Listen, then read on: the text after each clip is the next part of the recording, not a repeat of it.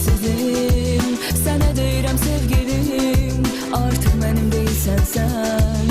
Zaman dönməz geri dönsəm, itirdim təmiz sevgimi, artıq nə istəyirsən ey həsrət, məhv etdi cavan qəlbimi nifrət, əl çəkmənən künkü durət.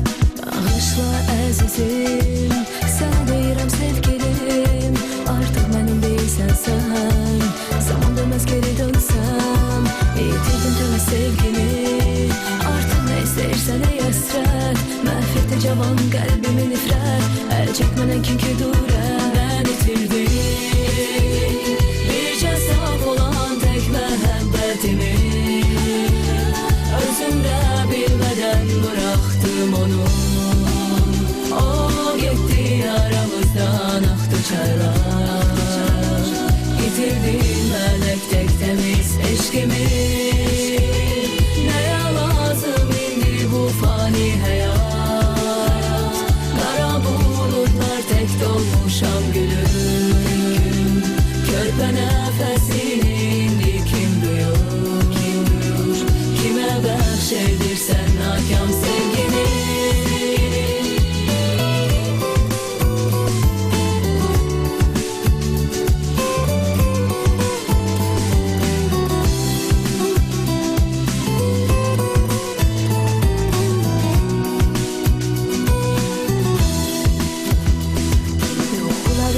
Sen tenha görünürsen, gelip yanımazsan, bir sözüme isteyirsen, sözü demeyipsen, tez ayılıram ben, indi başa düşürəm ben, hayatta günahkaram ben. Yuxularımda sen tenha görünürsen, gelip yanımazsan, bir sözüme isteyirsen, sözü demeyipsen, tez ayrılıram ben, indi başa düşürəm ben, hayatta günahkaram ben. Fani dünya, gel öldür azad et həsrətdən məni, parçaladın seven temiz kalbimi.